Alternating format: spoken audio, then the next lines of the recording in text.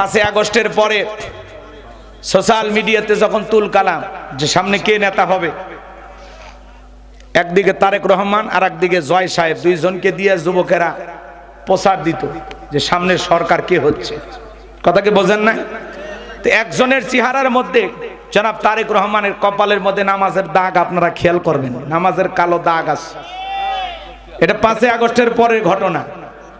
তো আমি বললাম যে জনাব তারেক রহমানের মাথায় নামাজের দাগ দেখা যায়, আর জনাব জয় সাহেব সজীব অজের জয়, ওনার শরীরের মধ্যে স্ট্যাটু দেখেন না, ট্যাটু। এই যে যারা ক্রিকেটার, ফুটবলার, নায়ক, সুপারস্টার, এদের দেহের ভিতরে এই ট্যাটু গুলো থাকে। কথা কর না কেন?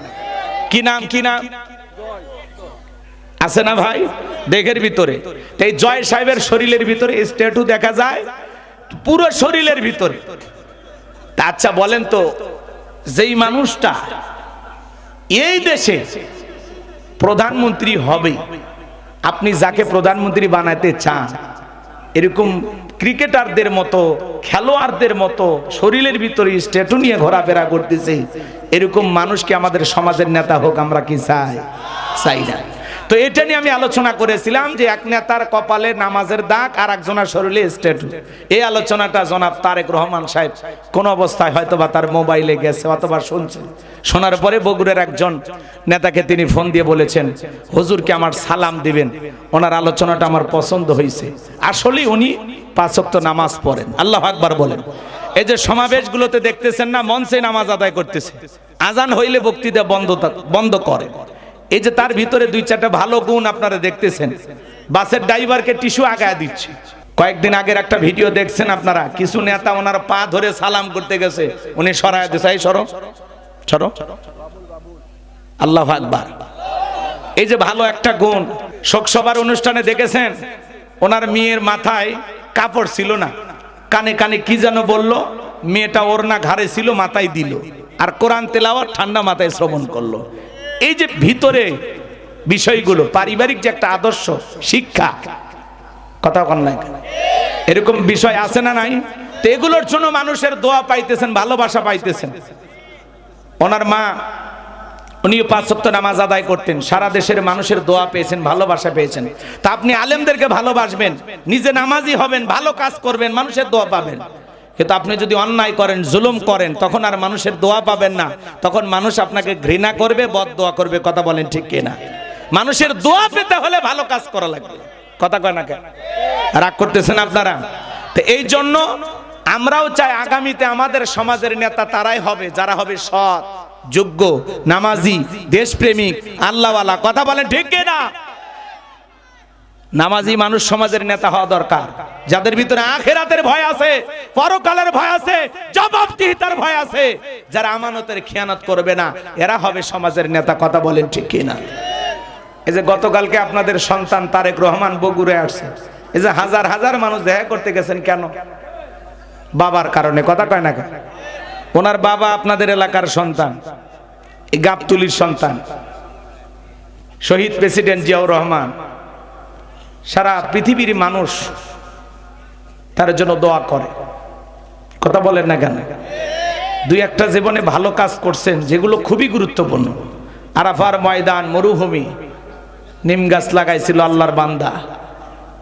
এখন সেই আরাফার ময়দানে অসংখ্য গাছ, ওনার দেখানো পথেই লক্ষ লক্ষ গাছ। এখন আল্লাহু আকবার কোন? আমি নিজে এইবার হজে গেছিলাম, দেখলাম বাংলাদেশের সংবিধানে সর্বপ্রথম বিসমিল্লাহ ঢোকায় দিয়েছেন আল্লাহর এই বান্দা শহীদ প্রেসিডেন্ট জিয়াউর রহমান।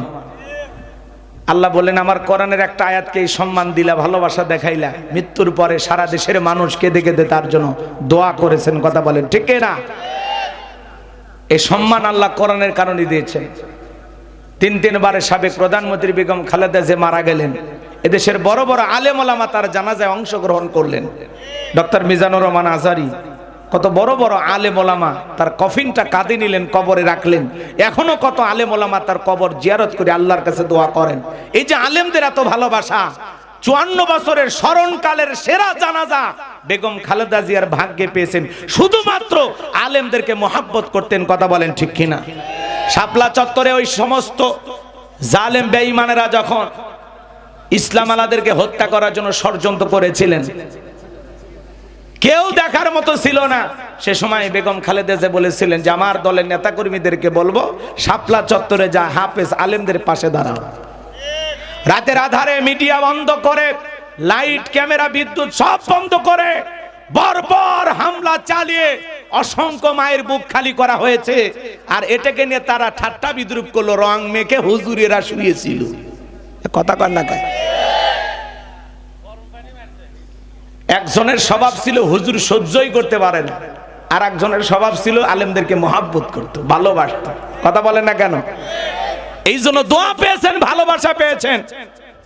এত বড় জানাজা তার নসিবে তকদিরে ভাগ্যে আল্লাহ জুটাইছেন শুধুমাত্র আলেমদেরকে ভালোবাসার কারণে। জীবন দশায় কখনো আলেমদেরকে অসম্মান করে একটি কথা বলেননি, ইসলামকে অসম্মান করে একটি কথা বলেননি। কথা বলেন ঠিক কিনা?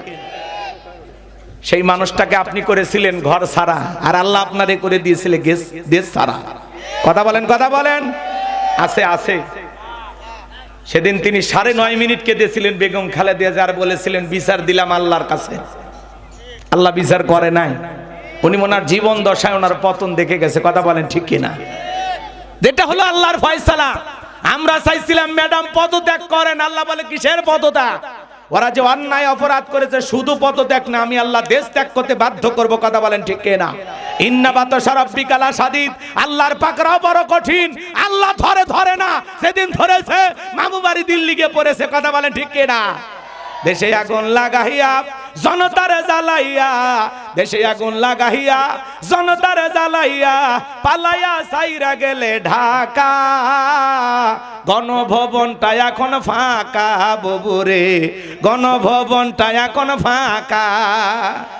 দেশে আগুন লাগাইয়া আলেমদের জ্বালাইয়া, দেশে আগুন লাগাইয়া জনতার জ্বালাইয়া, পালাইয়া সাইরা গেলে ঢাকা। গণভবনটা এখন ফাঁকা ববুরে, গণভবনটা এখন ফাঁকা আপারে, গণভবনটা এখন ফাঁকা। ক্ষমতার চেয়ার পরে আসে, কিন্তু ওই চেয়ারে বসা মানুষ নাই। আল্লাহর ফয়সালা এইভাবে হয়। কথা বলেন। আলেম ওলামাদেরকে, হ্যাঁ এই দেশে মাটিও হবে না, কথা ঠিক, এটাও হয়তো বা নসিবে হবে না। কথা বলেন। আপনি জানেন এই যে 2 দিন আগে তার একটা অডিও ফাঁস হয়েছে, ও ফাঁস করে বলতেছে আমাদের সুযোগ দেন নির্বাচনে অংশগ্রহণ করার, জনগণ চাইলে ভোট দিবে, না চাইলে দিবে না। ও আপনি 3 বার দেশের জনগণকে ভোট দিতে দিলেন না, এইবার একটু আপনারে ছাড়া হচ্ছে, খুব আফসোস হচ্ছে।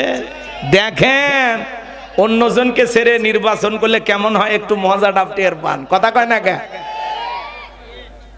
কি দরকার ছিল ভারতে যাবার? সৌদি আরবে গেলেন না, মালয়েশিয়ায় গেলেন না, তার মানে বোঝা যায় দাদাদের সাথে আপনাদের সম্পর্ক ভালো ছিল।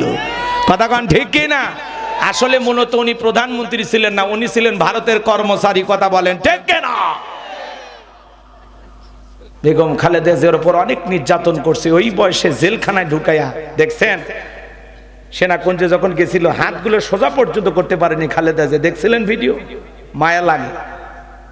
একটা নারী হয়ে আর একটা নারীকে কতটা নির্যাতন করেছেন, কত আলেমের জীবন শেষ করে দিয়েছেন, কত মানুষকে, নিরপরাধ মানুষকে আয়না ঘর বানায় নির্যাতন জুলুম করেছেন। কথা বলেন ঠিক কিনা?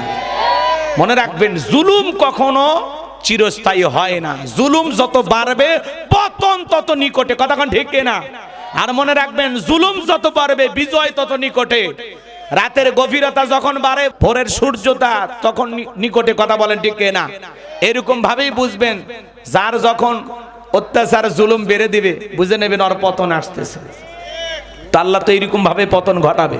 সবাই হ্যাঁ ভোট দেন, না দিন না। কথা কয় না কেন? জনাব তারেক রহমান আপনাদের ছেলে না? উনি আজকে রংপুরে আবু সাইদের কবর জিয়ারত করেছেন, সেখানে গিয়ে দোয়া করেছেন, তার পিতামাতাকে সান্ত্বনা দিয়েছেন এবং একটি মঞ্চে রংপুরের জনসভায় এবং চলতি পথে একটি জনসভায় বক্তব্য দিতে গিয়ে বলেছেন যে আমরা জুলাই সনদের পক্ষে, আপনারা আগামী নির্বাচনে হার পক্ষে ভোট দিবেন।